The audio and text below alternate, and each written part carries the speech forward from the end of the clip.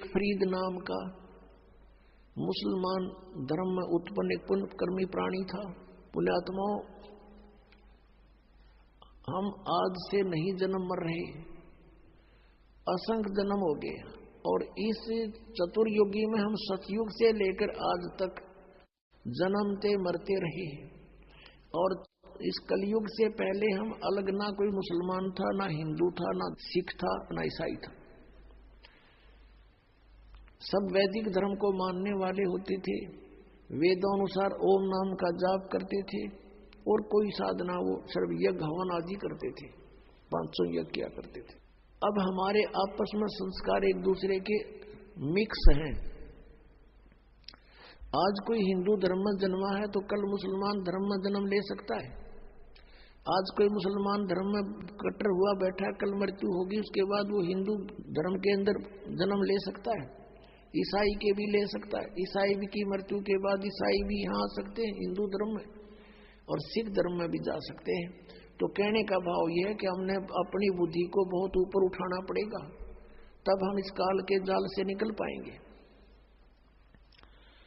तो पुण्यकर्मी प्राणी शेख फरीद बचपन से ही परमात्मा में उसकी श्रद्धा बनी, पिछले संस्कार प्रबल थे उसके लिए थोड़ा सा कथा सुनाते हैं कि वो शरारती बहुत था,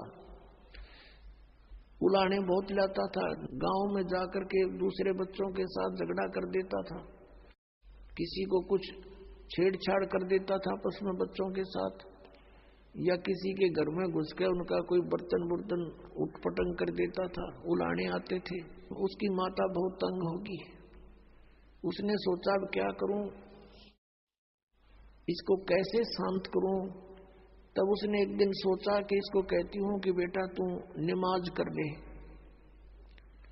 शेख फरीद की माता ने कहा कि बेटा तू नमाज करा कर। छोटा ही बालक था, 3-4 वर्ष का।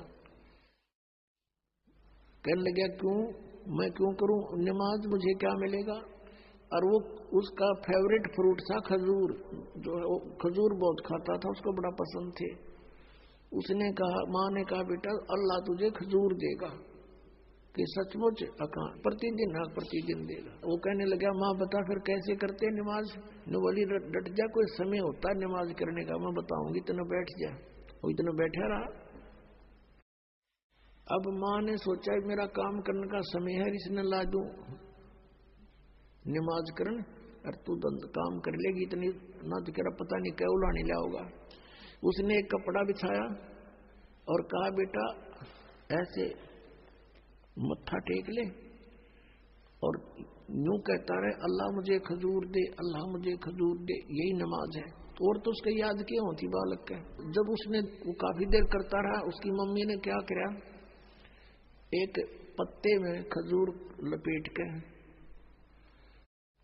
थोड़ा सा खजूर 2 पत्तों में उस कपड़ा बिछा रखा था, उसके नीचे रखे। और जब सारा काम कर लिया, जब कहने लगी बेटा आंख खोल दे बाजा, वो उठा, उसने देखा इधर उधर, कहने लगा माँ अल्लाह ने खजूर तो दिया ही नहीं, मैं नहीं करूं आज के बाद बिल्कुल भी। उसकी माँ ने कहा बेटा अल्लाह ऐसे सरेआम थोड़ा ही देता है, वो तो गुप्त देता है बेटा, देख कहीं रख गया होंगे आसन के नीचे। उसने कपड़ा उठाकर देखा तो रखा मिला, खावर कूद खा लिया, वाह जीवा। फिर कहता माँ अब फिर बता कब करनी है वो नमाज। एक दिन क्या हुआ कि माता ऐसे प्रतिदिन उसको बैठा दे, वो ऐसे ही बिल्कुल दर्द होकर 2-2, 3-3 घंटे उठे को नहीं। एक दिन उसकी माता वो खजूर रखना भूल गई और उसने कह दिया आजा बेटा। वो उठ गया, उसने उठाकर पल्ला देखा, खजूर वेजिटीज रखे जैसे पहले रखती थी उसकी माँ। अब फिर उसकी माँ के भी याद आ गया कि आज तो मेरे से गलती होगी, यू कभी नहीं कराई विसा नालायक से, आज इसको खजूर मिले नहीं। तो उसी समय वो खजूर खाता हुआ आ रहा था। उसकी माँ ने कहा बेटा ये खजूर कहाँ से लाया तू, अल्लाह रोज देता है मुझे। कहने लगी कहाँ था ये खजूर, वहीं जहाँ पहले रखते थे, आज दिखाऊं, एक पत्ता तुम्हें छोड़ के आया हूँ नीचे वाला। अब जाकर देखा सचमुच खजूर जो के जो। उसकी माँ तो हैरान रहेगी, कि हे परमात्मा बड़ी सुनी ना, तो आज के बाद तो कभी नहीं करो नमाज। कहने का भाव ये है कि कहते हैं पिछले तप से होते हैं पूर्ण हंस मुराद। पिछला संस्कारी हंस था, परमात्मा ने आस्था बढ़ानी थी, उसकी माँ का भी फिर लगन बन गई, तो बस नकली सा काम करा करती। उस दिन के बाद उसकी माँ का भी दृढ़ विश्वास हो गया भगवान है, अल्लाह है कहीं पर। तो जब वो बड़ा हुआ तो उसने घर त्याग दिया, क्योंकि रुक नहीं सकता वो प्राणी जिसको चाह भगवान की है। अब जो परंपरागत उनकी क्रियाएं थी, मांस खाना, वो उनको पसंद नहीं था उस प्यारी आत्मा को। उसने छोड़ दिया कि ये तो कुछ दची नहीं बात, हिंसा करके भगवान मिला करते हैं कभी। अब वो शेख फरीद पुण्यात्मा परमात्मा की तलाश में कहां जाते हैं? संत के पास, के संतों के पास परमात्मा के पाने की विधि होती है। एक फक्कड़ फकीर था, सिद्ध पुरुष था, साधना करता था, सिद्धि में प्रसिद्ध हो रहा था। उसके पास पहुंच गए, उनसे बातें की, उसने अपना जो साधन जाने था वो बता दिया, बेटा कठिन से कठिन तप कर, जितना कष्ट दोगे शरीर को उतना ही भगवान निपटाएगा।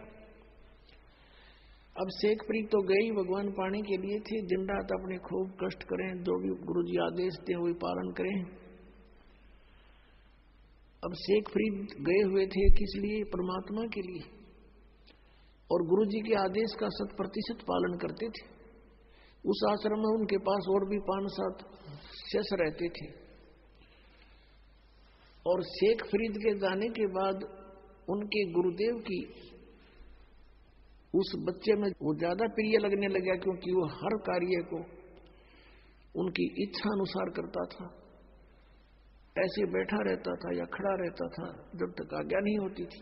उनके गुरुजी अधिकतर उसी से सेवा लेते थे। तो अन्य शिष्य ईर्षा करने लगे कि शेख फरीद तो गुरुजी के हृदय में बस गया और आश्रम इसको देंगे लास्ट में मृत्यु के बाद, और तुम रह गए अब घर छोड़ दिया परमात्मा पाने के लिए, और वहां जाकर फिर ये राग द्वेष अभिमान बढ़ाई की भूख ज्यों की त्यों, फिर किस लिए डले ढो रहे हो वहां पर? अगर तुमने आश्रम की जरूरत है, भगवान की नहीं रही, मान बढ़ाई की भूख है, तो भक्त नहीं। ये शेख फरीद में नहीं थी। अब अन्य जो शिष्य थे उन्होंने सोचा इसको गुरुजी की नजरों से गिराते हैं। वो जो सिद्ध पुरुष था, मुसलमान धर्म में फक्कड़ फकीर था, तपस्वी था, वो क्या करा करता? हुक्का पिया करता खाना खाते समय, और शाम के समय विशेषकर हुक्का पीकर तुरंत सो जाता था, सुबह वक्त से उठ जाता था। तो आश्रम में प्रत्येक भक्त की एक दिन की सेवा बांट रखी थी कि इस दिन वो सारी सेवा करेगा, इस दिन वो करेगा, इस दिन वो करेगा। जिस दिन शेख फरीद की सेवा का टर्न आया, उस दिन अन्य सेवकों ने सोचा कि आज इसको गुरुदेव की नजरों से गिराते हैं। वर्षा का मौसम था लेकिन वर्षा नहीं हो रही थी। शेख फरीद ने शाम के समय खाना बनाया गुरुजी के लिए, और गुरुजी के हुक्के के लिए पहले अग्नि तैयार कर देता था।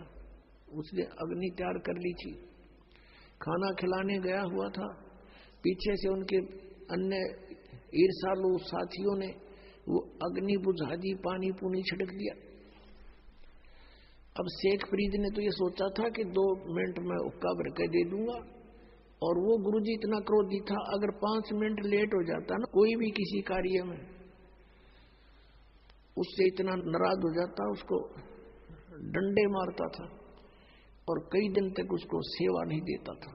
तो अब शेख फरीद जी गए अपनी मस्ती में कि जाके हुक्का भर दूंगा, जाके देखा आग नहीं है। अब शेख फरीद को तो भाई चिंता का विषय हो गया, इधर देखा उधर देखा, अग्नि नहीं बिल्कुल भी। थोड़ी सी दूर पर देखा कि गांव था, नगर था, वहां से 1 किलोमीटर की दूरी पे वहां धुआं उठ रहा था। चलम उठा के भाग लिया पूरी स्पीड पे। वहां जाकर देखा तो एक माई चूल्हे में अग्नि जलाने की चेष्टा कर रही थी, फूंक मार रही थी, और आंखों में पानी गिर रहा था। धुआं वापस आकर उसको परेशान कर रहा था।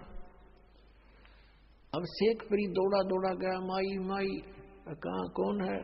हाँ महाराज क्या बात है? कि माई आग दे दो, हुक्का भरना है। वह माई थी नरी निकम्मी, नो बोली आंख फूट जाना जब आग में लहे, आंख फुटवा ले तू भी अपनी।